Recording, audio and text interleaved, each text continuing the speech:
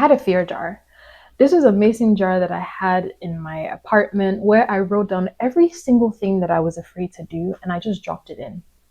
And for 6 straight years, YouTube was in that jar every single year. Not because I forgot about YouTube and not because I didn't want to do it, but for some reason, every time I wanted to press record, something just said not yet. Today, finally, I'm answering the question, why? Hi, my name is Ifnaya. That's the name my parents gave me, and it's Igbo and it means love. This was what I was called my whole entire life until I moved to the US. And the reason being is when you move to the US, and I moved to the US in high school, when you move to the US, they pretty much take your first and last name. And unfortunately, Ifnaya is my middle name. So just like that, it got just like chucked in the bin. And I became a totally new person overnight. Ifnaya is who I was. And now I had to become this new person on paper. I hid my accent because I didn't want to be singled out. I didn't want to be othered. High school students are mean.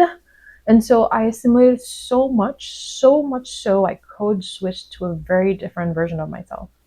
I didn't know who I was anymore. I wasn't, Nigerian enough to some. I wasn't American enough to others. And in some place somewhere, I just got confused. I didn't know myself anymore. I didn't know who I had to become because I had gotten so used to making other people feel comfortable to the detriment of myself. And this channel is called Finding Funanya. That's Finding Ifunanya. And Funanya means three different things to me, but at the same time, it means one, finding myself again, finding love and finding new passions and joys that make me feel alive, and finding God. And in some way, I feel also the last two searches for love and God are pretty much the same thing to me because God is love. This channel is for every woman who has had to make herself feel small to fit in, for the woman that has code switched so much that she doesn't know who she is, or the woman that has achieved everything on the outside but still feels like something is missing. If that's you, stay. If this seems like the kind of content that you like, no pun intended, like and subscribe and share it with people that you think it would also resonate with. And if you're just here for the full story, I'm not judging you. Please also hit the like button, and then YouTube could also share it with people that may actually like this as well. So let me take you back to where the fear jar started. And this was about, I think, 2019, before the pandemic.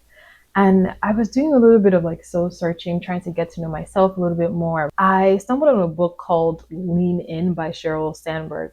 And it had a concept of, and I remember this line so vividly, but there was a concept of what would you do if you weren't afraid?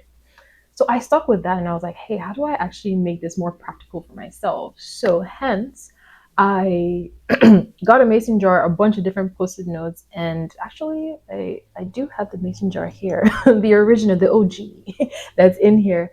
I wrote a couple of things that I felt that I was afraid of, that I afraid to do, and also acknowledging what type of fears those were. I've upgraded since then, but let me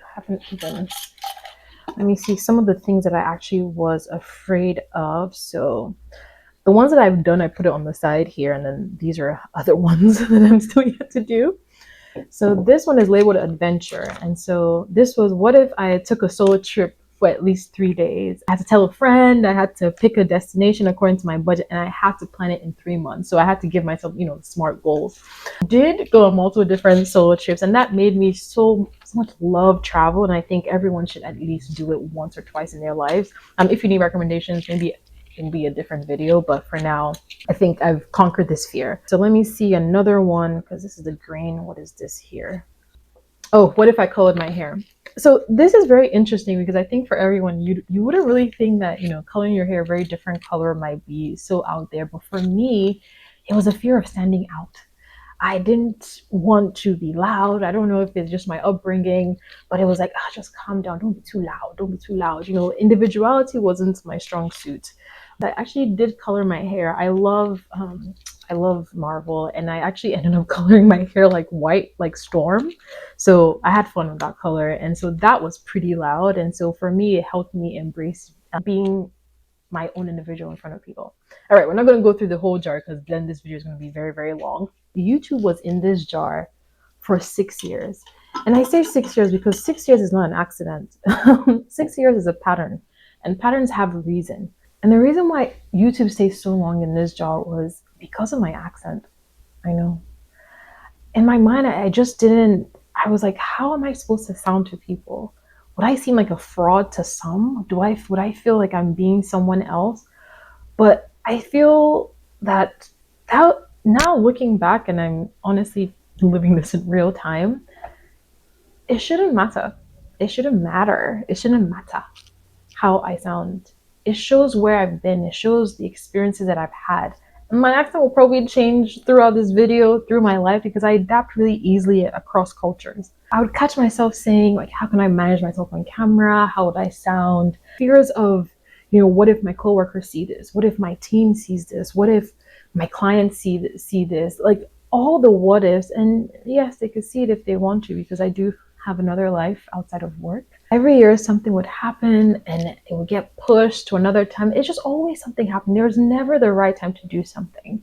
And for me, I think I just got tired of pushing it aside.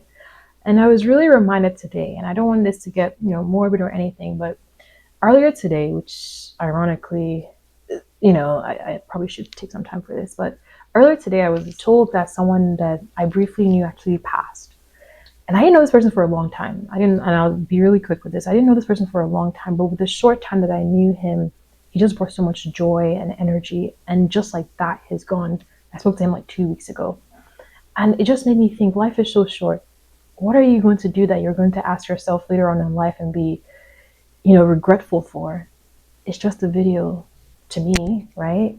It may be something different for you. When everything stopped and the stillness came in, I was still bugged down with the question of what would you do if you weren't afraid?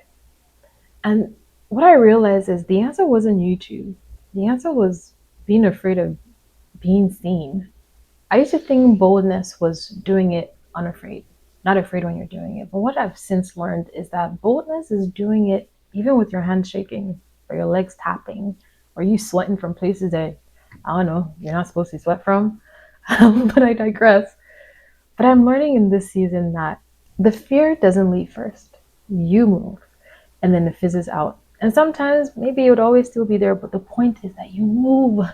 I spent most of my years achieving things that I thought would make me feel fulfilled, loved, purposeful, whether that's money, company, titles, different things, but it didn't work. And it did not work. There's one thing I want to ask you. What's one thing that has been sitting in your fear jar the longest? You don't have to do it today. You don't have to be ready. But the purpose of this is just for you to be able to name it. Because I believe that naming it is a first step and act of boldness. Before you go, drop your fear in the comments. What is that one thing that's sitting in your fear jar? I'll try my best to read through all of them, but I want to encourage you to just name it today. That's it. The next video is somewhere on this screen, somewhere. I will link it somewhere. But in that next video, I get more personal about this. And so stay tuned. And if you liked this content, if this resonated with you, like, subscribe, and stay tuned for more on my next video. Bye.